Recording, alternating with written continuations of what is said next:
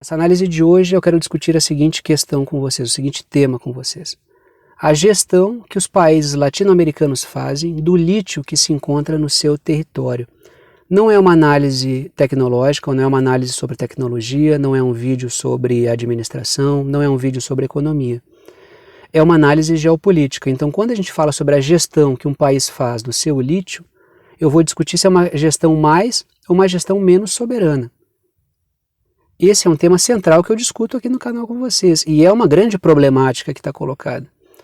Muito embora boa parte das análises, boa parte das notícias que eu trago para vocês não sejam notícias que trazem boas novas, não sou um grande portador de boas novas nas análises que eu faço, até porque a gente vive em um ambiente de crise, então boa parte das notícias não são lá muito boas. Hoje eu trouxe exemplos, digamos assim, exemplos positivos, exemplos que dão esperança para nós. Isso partindo do pressuposto de que vocês, assim como eu, queiram exemplos de usos, de gestões soberanas que os países tenham sobre os seus recursos. A questão do que é soberania é algo bem assim, existe um conceito geral e genérico sobre o que é soberania, mas acho que cada um vai construindo para si aquilo que julga ser soberania. Eu tenho o meu conceito, vocês devem ter o de vocês. E para mim, depois comentem aí se vocês quiserem com a concepção que vocês têm sobre soberania.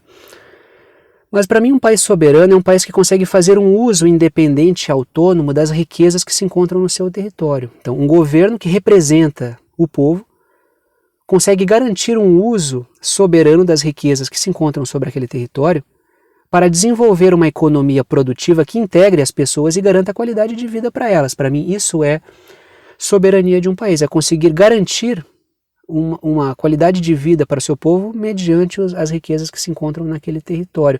E isso é uma questão complicadíssima.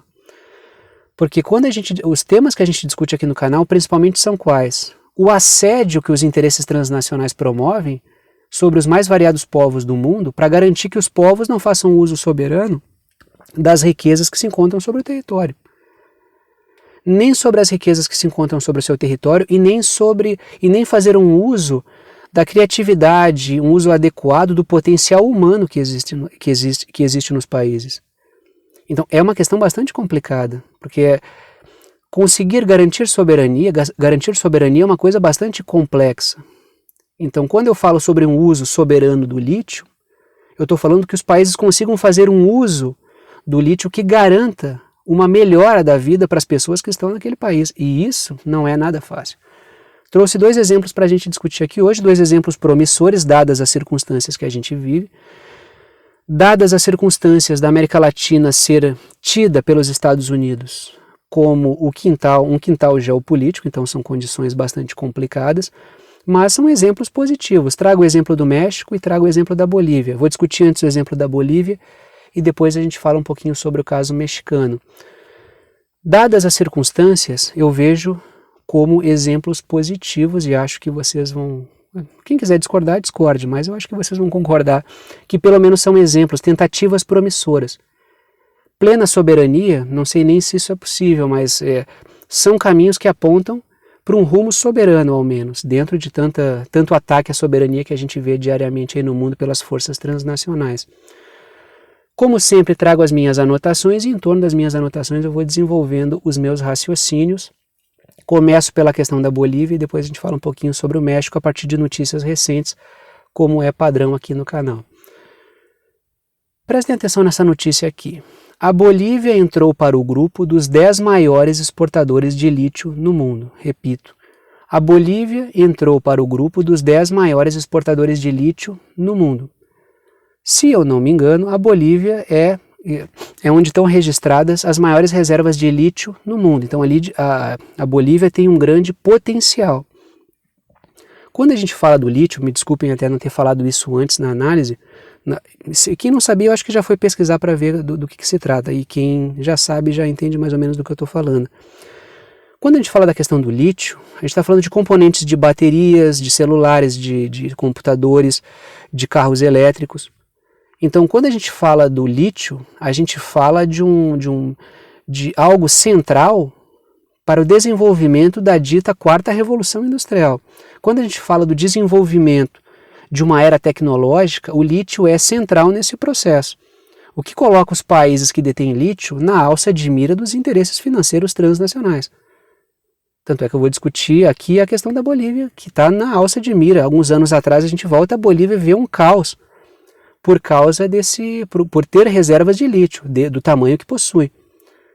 E quando a gente olha o destino do lítio que está sendo exportado pela Bolívia, a gente percebe, dada a condição da Bolívia estar na América Latina e os norte-americanos tomarem a América Latina como quintal seu, então a pressão sobre os países da América Latina é enorme, dada a capacidade de influência, interferência na política, as redes digitais estabelecidas, as infiltrações dentro dos setores políticos que os norte-americanos conseguiram construir na América Latina, o uso que a Bolívia está dando para o seu lítio é um uso bastante soberano, dadas as circunstâncias. Então é preciso também não idealizar as coisas, é preciso ver o que é possível fazer e o que não é, dadas as circunstâncias políticas e geopolíticas.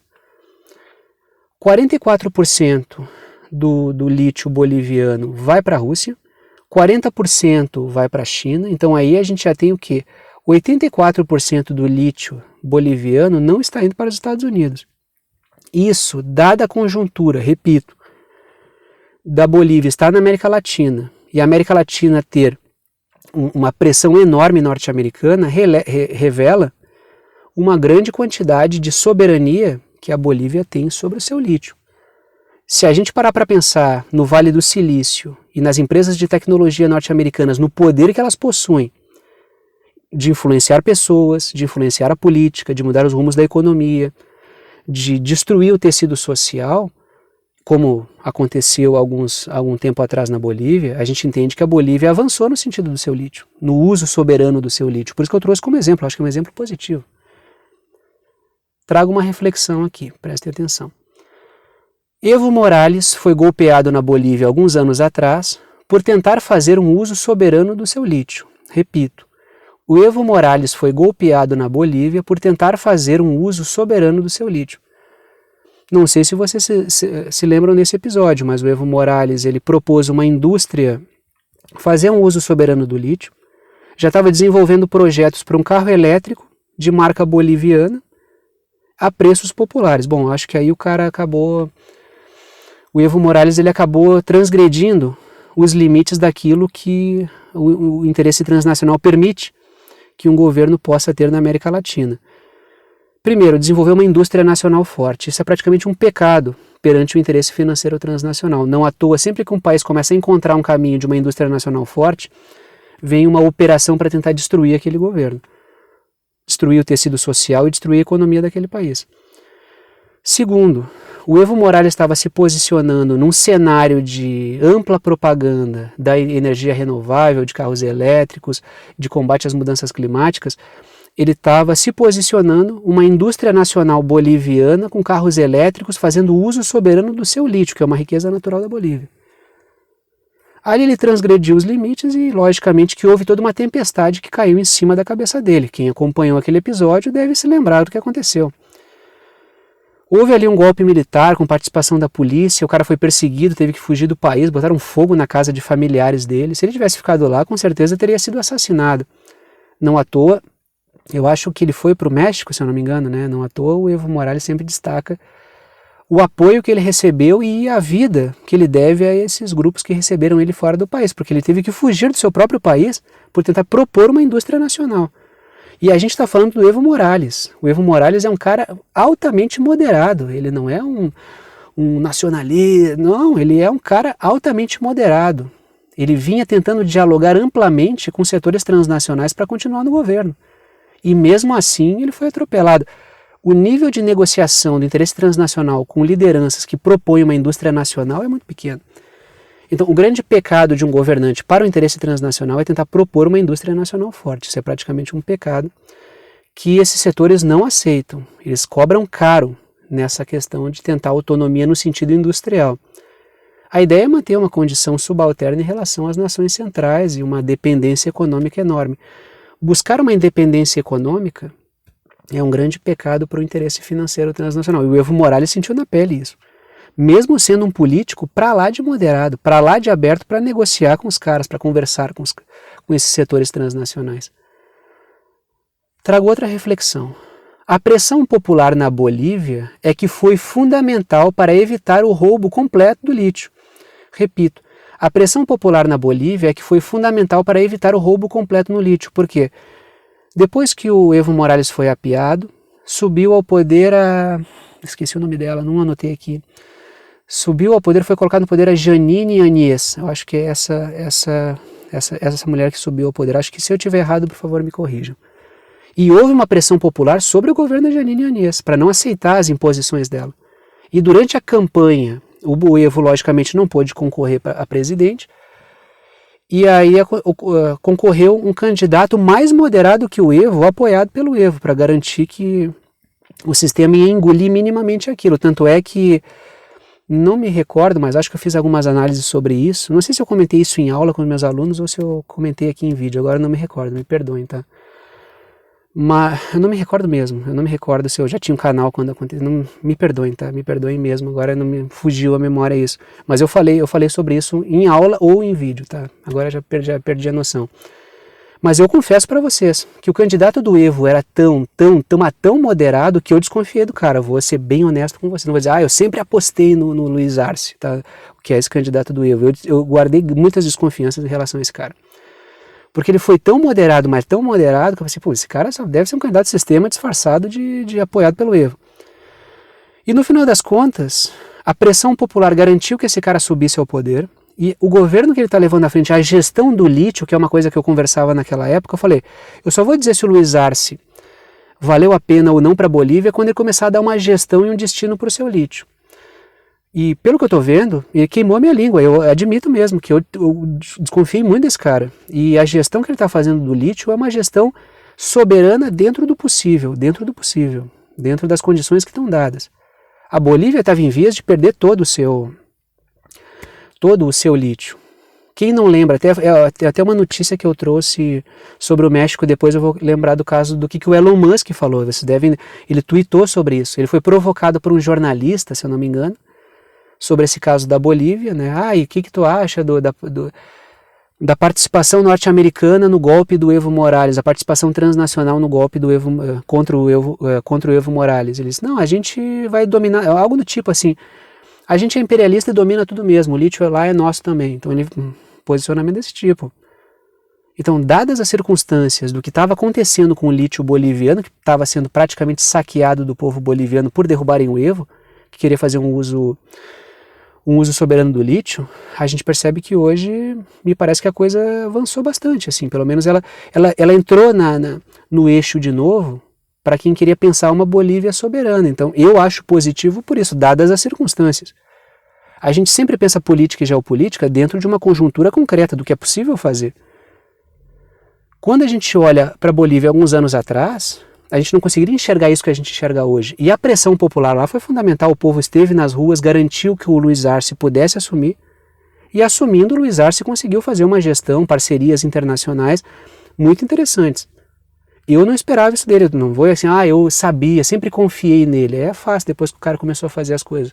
Eu desconfiei. Ele foi um cara que tinha um discurso mas tão moderado, que eu mesmo guardei muita desconfiança em relação a ele.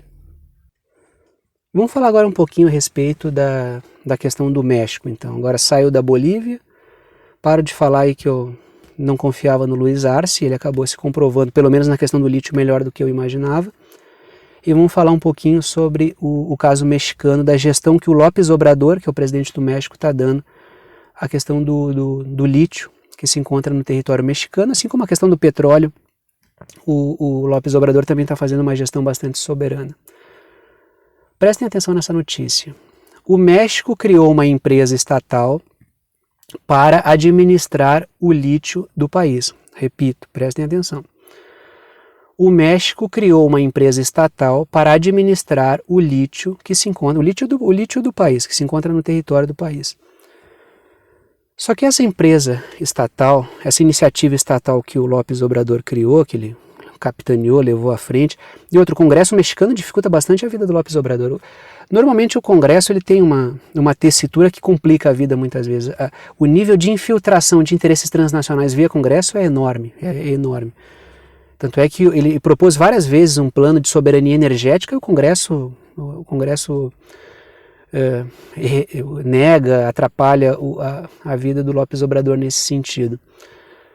Então, assim, esse projeto de gestão soberana do lítio mexicano envolve uma empresa, ele criou uma empresa estatal para isso, mas ela faz parceria com empresas privadas para tentar absorver tecnologias de fora, que o México não possui tecnologia suficiente para fazer uma gestão eficiente do lítio. Então é uma empresa estatal que faz parceria com empresas de outros países que vão até o México, só que a gestão é encabeçada por essa empresa estatal, em parceria com empresas privadas que levam tecnologias para dentro do México, são tecnologias que o México não tem. Então são parcerias público-privadas norteadas pelo Estado, então é uma lógica diferente de procedimento. Sai um pouco também daquela pobreza, até um camarada estava comentando comigo esses dias, né? Sai daquela pobreza, é público ou é privado? É privado ou é público? Só o público presta, só o privado presta, privatiza tudo, não privatiza nada. Então o México, dadas as condições técnicas que apresenta para gestar o seu lítio, encontrou essa saída, que é uma saída soberana. É uma saída soberana já que o Estado está à frente do processo. O López Obrador tem tentado ter uma soberania energética no lítio, no petróleo. Então essa é o caminho que o López Obrador não, mas que o governo Obrador acabou escolhendo. Trago uma reflexão aqui sobre isso. O México já propôs, e eu já discuti, já botei no canal do Telegram essa notícia faz tempo, também já discuti aqui no canal com vocês, faz tempo, acho que já faz meses que eu trouxe isso aqui para vocês. O México já propôs uma parceria latino-americana para defender o lítio no continente.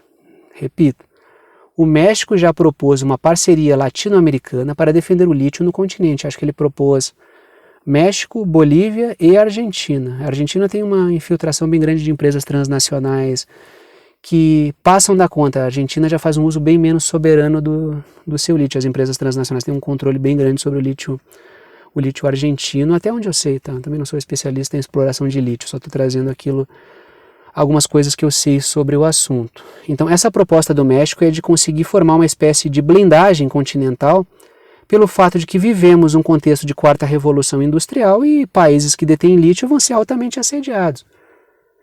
65%, algo nessa casa, 65% do lítio do mundo se encontra na América Latina. Num contexto de quarta revolução industrial, imaginem vocês o assédio que a América Latina não sofre por deter 65%, até mais inclusive, do lítio que se encontra no mundo. O caso do Afeganistão, até anotei aqui, mas eu acho que ia espichar demais a discussão. Existem indícios, estudos que apontam que no Afeganistão existem as maiores reservas de lítio do mundo. Possivelmente $1 trilhão estão enterrados no Afeganistão em lítio. Só que dadas as circunstâncias de convulsão social, de caos levado pelo atlanticismo para dentro do Afeganistão, não é possível o Afeganistão fazer um uso consciente disso. Então esse é um impeditivo, até por isso o atlanticismo vai manter o caos dentro do Afeganistão, para que esse lítio não integre a força econômica eurasiática e faça com que a Eurásia se desenvolva em detrimento do mundo atlanticista. Última notícia, só para a gente ficar com uma preocupação, que é uma coisa que eu falei já. O Elon Musk já falou sobre a possibilidade de instalar indústrias no México e sobre o seu interesse no lítio mexicano. Se a gente lembrar da opinião que ele deu sobre o lítio boliviano, é de se preocupar. Pesquisem aí sobre o Elon Musk e lítio Evo Morales, que vocês vão ver o posicionamento que ele teve defendendo golpes em outros países. Não, a gente vai golpear lá e vai golpear quem a gente quiser, porque a gente é que manda na porra toda. Desculpem a expressão, mais ou menos algo nessa linha aí. Dito isso, então, eu vou parando por aqui. Gostou da análise, gostou do canal, quer saber como apoiar esse canal? Todas as formas de apoio estão na descrição aqui embaixo. Pode apoiar via boleto ou cartão pela plataforma Apoia-se, o link está na descrição aqui embaixo. Ou pode apoiar pelo Pix. A chave Pix é uma chave de e-mail e está na descrição aqui embaixo também. É pixverdadeconcreta@gmail.com, pixverdadeconcreta@gmail.com. Ajudem com o valor que vocês quiserem, já que é uma ajuda solidária. Dito isso, ajuda quem pode, ajuda quem quer e o conteúdo fica aberto para todo mundo. Dito isso, vou parando por aqui e tchau para vocês.